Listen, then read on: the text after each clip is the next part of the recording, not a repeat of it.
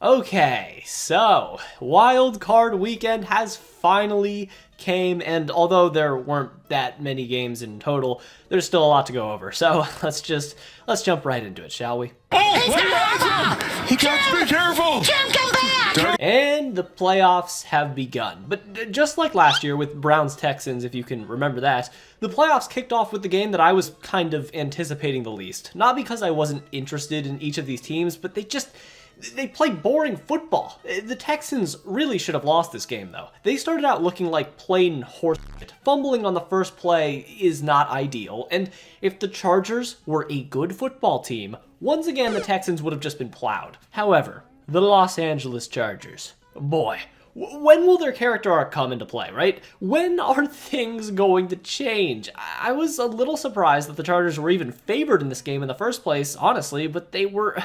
It's just, I can't understand what went so wrong in this game. They played right into Houston's hands. I mean, we literally got part 88 of letting the Texans stay in the game entirely off of their defense's pure power of their testosterone alone, while the offense for the Texans eventually drunkenly stumbled into some sort of production because the Chargers couldn't put any pressure on. I thought that they would make halftime adjustments, but they kinda just didn't. Most of the first half was just outs and slants from Houston, but in the second, it was a lot more Joe Mixon, and they didn't know what to do. The defense was doing a pretty great job for the most part, but if you don't score a touchdown on offense, you can't win a playoff game. And eventually they did, but the play of the game happened when Justin Herbert, Justin,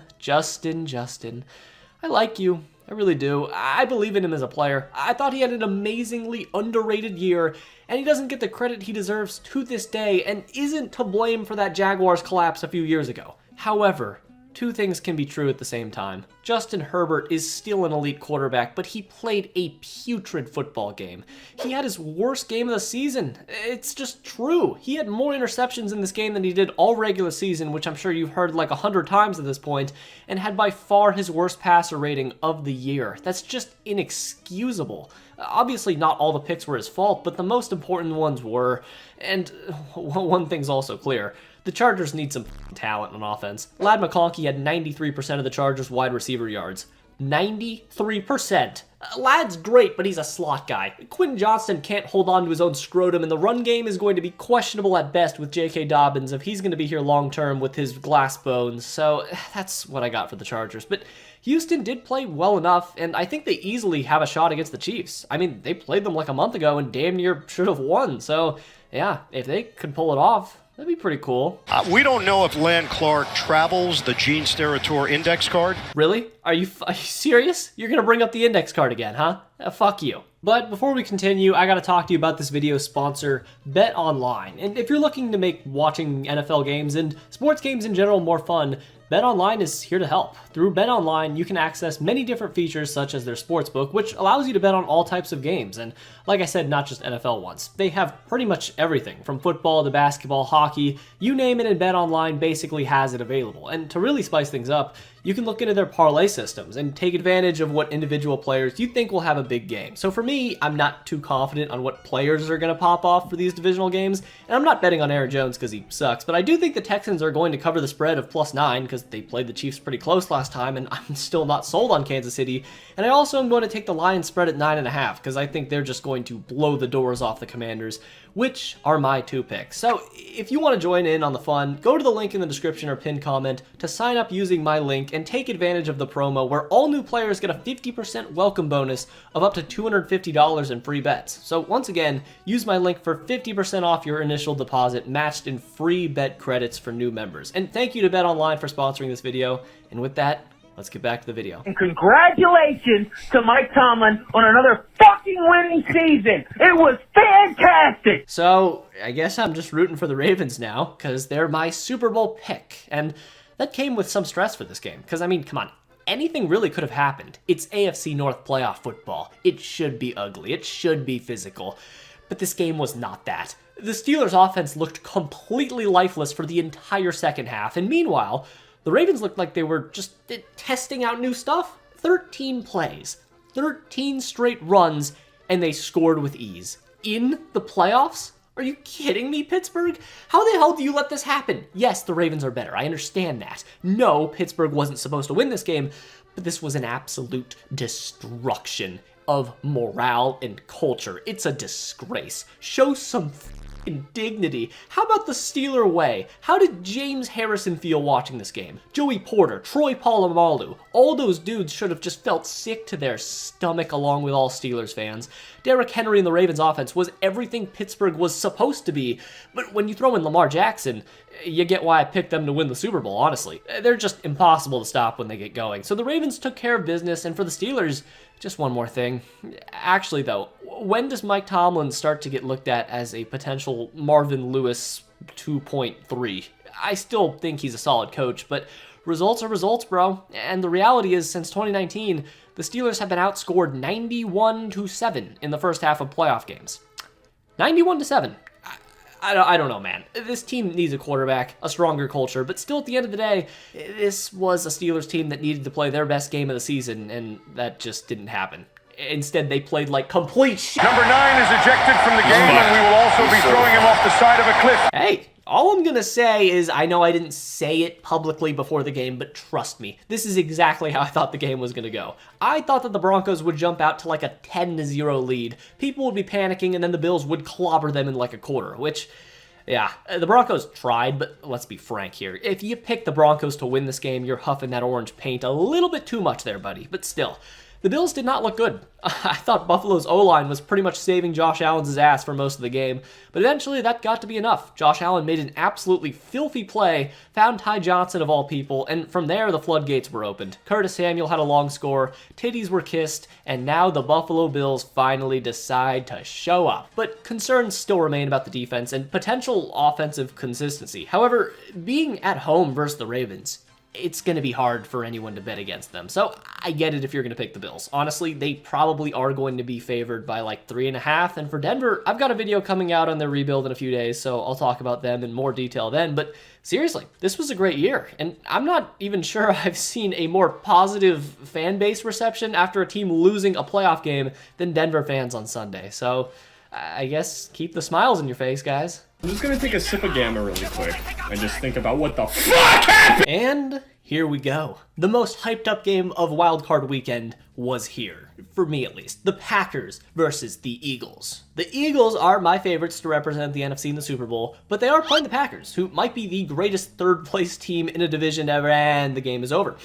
On the kickoff, Keyshawn Nixon, my brother in Christ. What is happening? Okay, look, let's talk about the only reason why the Packers lost this game. There's one, okay? Yes, injuries were brutal and didn't help, but execution. The execution in this game from top to bottom was piss-ass poor. I'm sorry. You don't turn the ball over 4 times, put up 0 points for like 3.5 quarters, and beat the Eagles. That's not how this works. It just isn't. The offense was so bad. Yes, I understand this is the Eagles defense, but Jordan Love really looked bad. He had one of his worst games of the season too. He and Justin Herbert just picked terrible times to be at their absolute worst. And it turns out that the team that lost to Chicago last week, playing their starters, isn't good enough to beat Philly, even with Jalen Hurts looking like prime Deshaun Kaiser out there for the most part. Seriously, I'm really hoping that performance was just rust and he can go right back to being a top 5 quarterback next week, but I'm a little worried. I hope that he's not as hurt as he looked out there in the future. And we'll see, though. It was sloppy stuff from Philly, but a win is a win. Losing to Kobe Dean is a rough loss, though. Yes. Baker Mayfield versus Jaden Daniels, on paper, seemed to be peak television. Absolute cinema. And it was.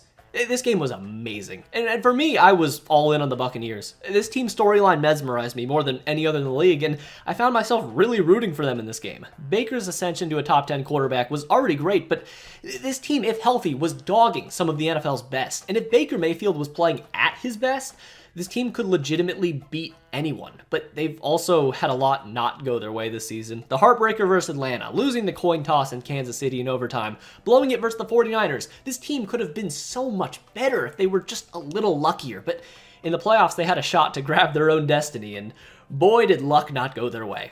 They really should have won this game, though, but that's what sucks about this matchup. Yes, these two teams make amazing entertainment together when they play against each other, but when you have two magical teams facing off against one another, one has to lose, and early on, it looked like that would be the Commanders. Yes, the Buccaneers were burying themselves in penalties, but the difference was the fourth downs, and Dan Quinn was ready to die on that post. Multiple failed fourth downs with no points, but they got some stops and hung around. Then, though, Baker Mayfield flipped the whole script, delivering a hit stick courtesy of his burly, buff man's shoulder, and Marshawn Lattimore was put in the slow cooker on high all night long. The Commanders were playing well. The Bucs just kind of looked better, though. Tampa got another fourth down stop after a questionable no call, but come on, yes, this probably should have been called, but it was 1st and goal on the 1. There is zero excuse to not come away with points here. None. You don't deserve to win in the playoffs if you can't get one singular yard. Time in NFL history in terms of the ball's down. Mayfield lost it, and Washington pulled it away.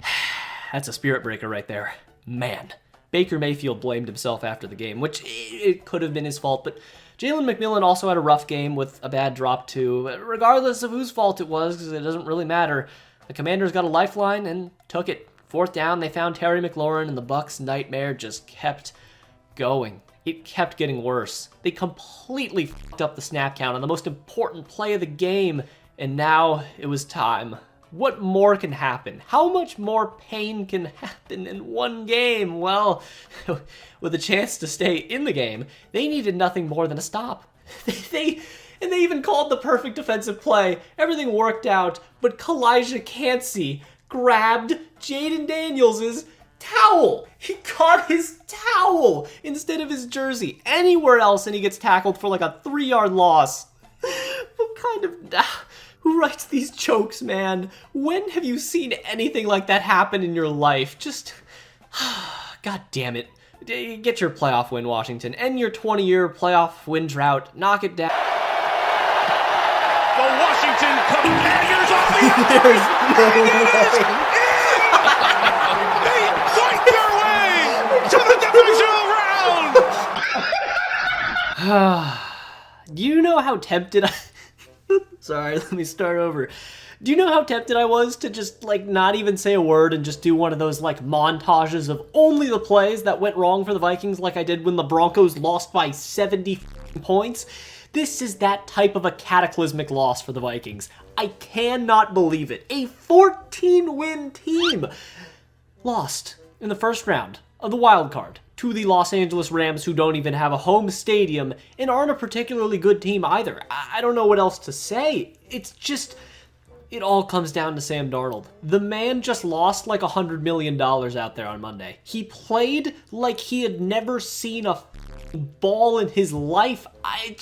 The gap between him and Stafford was enormous. And although the Rams didn't even play that well in the first half, they had a lot of stuff go their way, but they were killing themselves with penalties.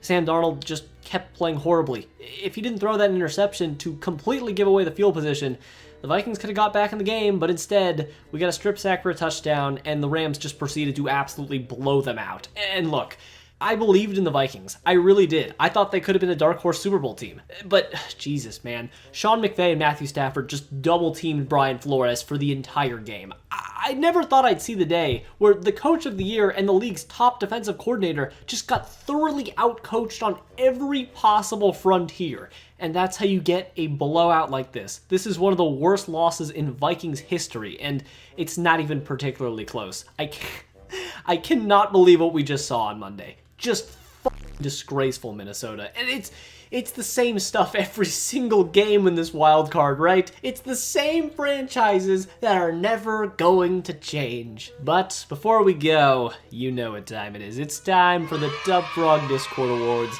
Wild Card Edition, where I turn to you, the people, to see what you thought were the best and worst plays and players from the wild card. And without further ado, let's begin, because I asked what you thought the best play from the wild card was, and it went to Dallas Goedert just absolutely bulldozing the entire Packers defense for what proved to basically be the game-winning touchdown. There was a lot of cool plays, but yeah, Dallas Goedert is a grown-ass man. And then I asked what the worst play was from the wild card, and there was even more of them, and it ended up going to Baker Mayfield's fumble, which literally costed the Bucs a playoff game. But it did make the game more entertaining, so although I was rooting for the Bucs, it did make it better. And then I asked what the best game was from the wild card, and I mean, I had to throw in all of them. I'm surprised the other ones even got a vote, but Commanders vs. Bucks was an amazing game, but the rest of the games were, all in all, pretty bad. And then I asked who the best player was from the wild card. And I can't believe it. I literally threw him on just because, like, his stat line was huge.